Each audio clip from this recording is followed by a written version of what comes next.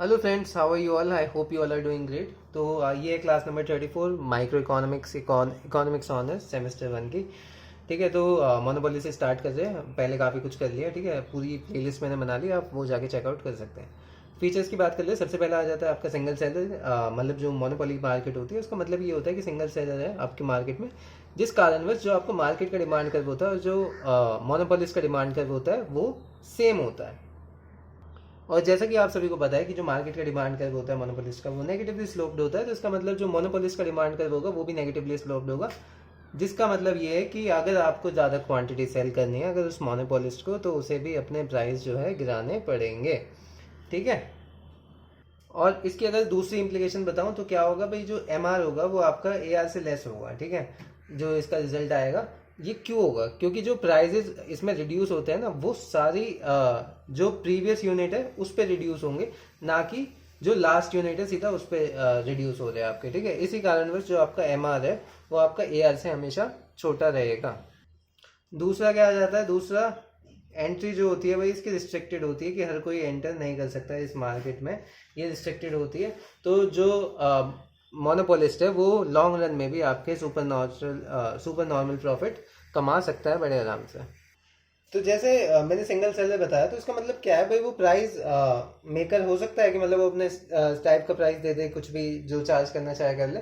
ऐसा नहीं हो सकता, क्योंकि इसमें ना आपका कंस्ट्रेंट आ जाता है, क्योंकि डाउनवर्ड स्लोपिंग डिमांड कर्व हो जाता है आपका। जो मार्केट का डिमांड कर्व होता है वही सेम होता है, तो इसमें प्राइस मेकर तो होता है पर सब्जेक्ट होता है कंस्ट्रेंट का, जो कि होता है मार्केट का डिमांड कर्व। ठीक है, तो इसका भी जो डिमांड कर्व हो वो डाउनवर्ड स्लोपिंग होता है। एक आप ये भी कह सकते हैं, फीचर काफ़ी आ सकते हैं कि जो क्लोज सब्सटीट्यूट है वो कोई अवेलेबल नहीं होता, जिसके कारण बस डिमांड जो है आपके रिलेटिवली इलास्टिक होती है और डिमांड कर्व आपका स्टीपर हो जाता है। ठीक है, और ये मैंने बताई दिया सुपर नेचुरल प्रॉफिट का, कि आप super natural profit long run में भी अचीव कर सकते हैं, और इसमें कोई डिफरेंस नहीं होता आपका शॉर्ट रन और लॉन्ग रन में, सबका सेम ही है। अब आ जाते हैं कि वाई मोनोपोली अराइज, ये क्यों अराइज होती है, मोनोपोली अराइज करने की क्या मतलब, क्या रीज़न होता है इसके पीछे। तो इसके पीछे कई सारे रीज़न हो सकते हैं। कि हो सकता है कि जो गवर्नमेंट की रेगुलेशन है, गवर्नमेंट ने सिर्फ एक सिंगल फर्म को लाइसेंस दे रखा है, ठीक है, या उसे राइट दे रखे उस प्रोडक्ट को डिस्ट्रीब्यूट करने के, तो इस कारणवश मोनोपोली बन जाएगी उस मार्केट में। ठीक है, या उस प्रोडक्ट की। दूसरा भाई ये हो सकता है कि ऐसे एक एक मार्केट है आपकी कपड़ों की मान लो, तो एक बंदा ऐसा है जो बहुत ही एफिशिएंट वे में बहुत ही कम कॉस्ट में आपका प्रोड्यूस कर रहा है, जो कि उस मार्केट के और बंदे नहीं कर पाएंगे, तो सारे उसी से खरीदेंगे। तो इसका मतलब इसे नेचुरल मोनोपोली भी कहते हैं, कि जो सिंगल कॉस्ट ऑफ प्रोडक्शन होती है सिंगल प्रोड्यूसर की, वो का सबसे ज़्यादा एफिशिएंट होती है more than large number of producers. ठीक है, इसे नेचुरल मोनोपोली भी कहते हैं, तो इस कारणवश भी आपकी मोनोपोली अराइज हो सकती है। तीसरा ये कि कोई इंपॉर्टेंट रिसोर्सेज है, मान लीजिए आपका जो पेट्रोल का वो मतलब तेल का कुआं मान लो, तो वो किसी एक इंसान के हाथ में, ऐसे एक सिंगल फर्म के हाथ में जो इंपॉर्टेंट रिसोर्सेज है, तो इस कारणवश भी आपकी मोनोपोली अराइज हो जाती है। अब इसका भी देख लेते हैं भाई, प्राइस आउटपुट डिटर्मिनेशन। ठीक है, मतलब इक्विलिब्रियम कैसे होगा, तो इसमें भी आपके दो आ जाएंगे, एक शॉर्ट रन एक आपका लॉन्ग रन आ जाएगा। तो मोनोपोली कब इक्विलिब्रियम में होगा, या तो उसका प्रॉफिट मैक्सिमाइज हो या आपका उसका लॉस जो है वो मिनिमाइज हो जाए। और ये दो कंडीशन कौन सी होगी, एक तो आपका M C is equal to M R हो जाएगा, दूसरा ये मैंने बहुत अच्छे से बता रखा है, स्लोप ऑफ एम सी क्या होगा, ग्रेटर या less, greater than slope of M R. ठीक है, अगर ये भी याद नहीं है तो आपको फिर से अच्छे से पढ़ना स्टार्ट कर देना चाहिए। तो सबसे पहले आ जाते हैं भाई शॉर्ट रन का, देखते हैं शॉर्ट रन में कैसे आप इक्विलिब्रियम अचीव करोगे। तो इसका भी वैसे ही है जैसे परफेक्ट कंपटीशन का बनाया था ना, मेन वैसे ही होगा, बस इसका ये है कि उसमें ए आर एम आर सब कुछ सेम होता था प्राइस लाइन। अब इसमें क्या कहते हैं, एम आर अलग हो जाएगा, ठीक है, और ए आर ये हो जाएगा। तो ये मैंने ए आर बना लिया, ये एम आर बना लिया, ये आपने पहले ही पढ़ रखा है, इनके ग्राफ कैसे ऐसे क्यों बनते हैं। ठीक है, अब ये आपकी बन गई यहाँ पे ए सी बना ली, और यहाँ पे मैंने ये एम सी बना ली। ठीक है, ये हो गई आपकी एम सी, ये हो गई आपकी ए सी। तो अगर इक्विलिब्रियम की बात करूँ तो सबसे पहली कंडीशन क्या है, M C is equal to M R. तो ये वाली कंडीशन आ गई, M C is equal to M R. तो ये तो क्वांटिटी हो गई, इस क्वांटिटी को, ये जो क्यू वन क्वांटिटी है, ये किस प्राइस पे बेचेगा, वो जो ए आर वाली लाइन पे प्राइस आएगा। ठीक है, तो वो इस प्राइस पे उसे बेचेगा।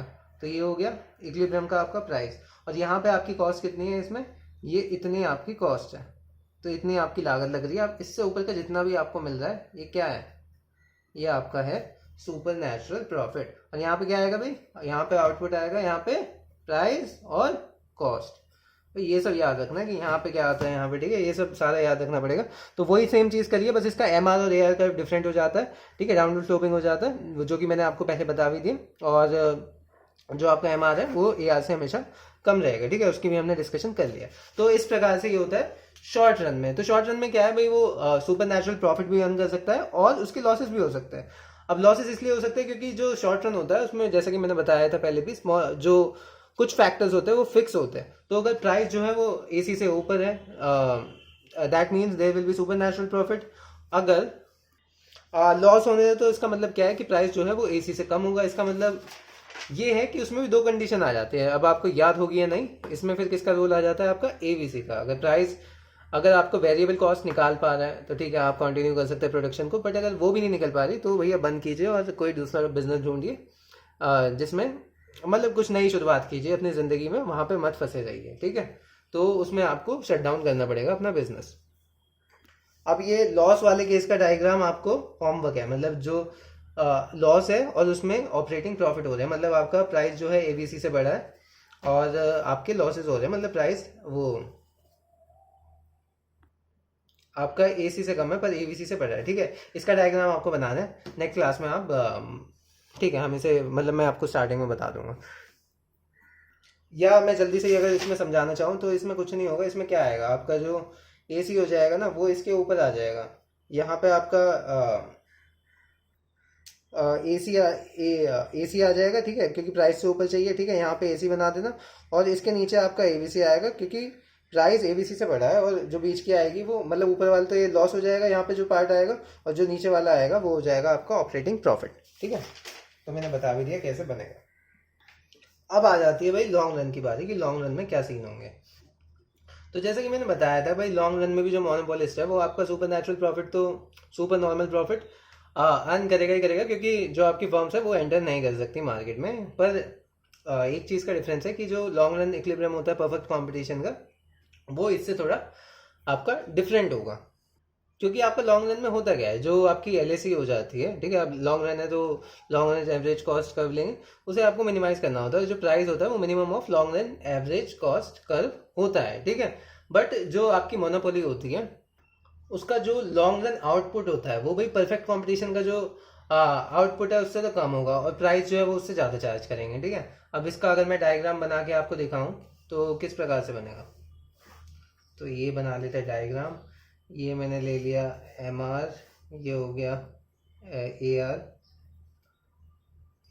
ठीक है। अब आपको क्या बनाना है, अब आपको एक एसी बनाना है, ये एसी हो गया, ये एमसी ले लो, एमसी ऊपर हो गया ना, हाँ, ये एमसी ले लिया और ये मैंने ले लिया इसका एसी, ठीक है। तो ये हो गया आपका डायग्राम। अब यहाँ पे देखेंगे भाई ये लॉन्ग रन का है कि जो अगर परफेक्ट कंपटीशन होगा तब कौन सा प्राइस होगा, मोनोपोली होगी तब कौन सा होगा, और क्वांटिटी देखेंगे उसमें।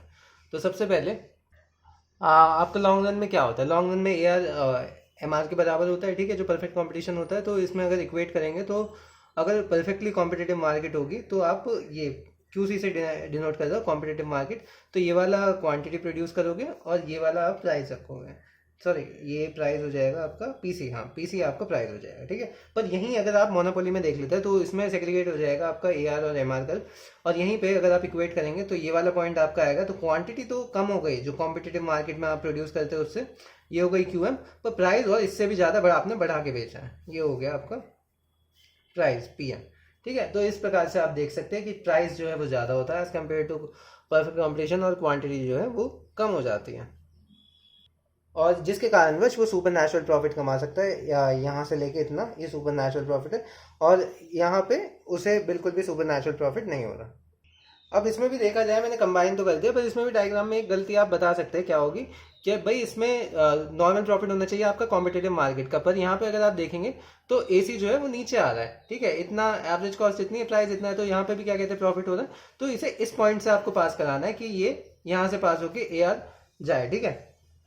थोड़ा बहुत दिमाग अपना भी ना ये चलाते रहे करो कि क्या कहते हैं, कुछ गलती हो रही है नहीं, ये हाँ में हाँ नहीं मिलानी, हमेशा देखना है, हमेशा क्वेश्चन करना है। तो यहाँ से जाएगा तभी आपकी जो एलएसी है, क्योंकि लॉन्ग रन में क्या होता है, हमें एलएसी का जो मिनिमम होता है ना वो प्राइस होता है। तो इस प्रकार से आप ये करो, और प्राइस लाइन हो गई आपकी एआर। तो इस प्रकार से आपका पीसी आ जाएगा यहाँ पे, ठीक है। तो ये दिक्कत थी, मैं चाहता था आप इसे पॉइंट आउट करो, पर कोई नहीं। अब ऐसे रिकॉर्डेड लेक्चर है, पता भी नहीं लगता कैसे कोई कौन पॉइंट आउट करता है। बाद में जाके जब थोड़ा बेस वगैरह बढ़ जाएगा तो लाइव क्लासेस लेंगे, तब और मज़ा आएगा। फिर भगवान के द्वारा ये तो फिजिकल क्लासेस भी स्टार्ट कर देंगे जल्दी। और जो आपका जो मोनोपोली है, इसमें ना भाई सप्लाई कर्व नहीं होता, क्योंकि सप्लाई कर्व क्या क्या होता है वो एक एक्सप्लेन करता है 1-to-1 relationship between price and quantity supplied. But in case of monopoly इसमें कोई ऐसा 1-to-1 रिलेशनशिप नहीं होता, जिस कारणवश जो आपका सप्लाई कर्व है वो एग्जिस्ट नहीं करता मोनोपोलिस के लिए। इनफैक्ट इनफैक्ट इसमें इनवर्स रिलेशनशिप होता है between price and price elasticity of demand, ठीक है। अब ये तो हो गया भाई, इतना लॉन्ग रन शॉर्ट रन का इक्विलिब्रियम जान लिया ये।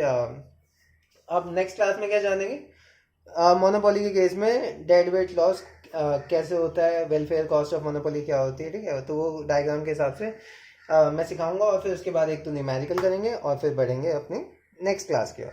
तो आशा करता हूँ आपको सब कुछ अच्छे से समझ में आ गया हो। मिलते हैं नेक्स्ट क्लास में, तब तक के लिए गुड बाय।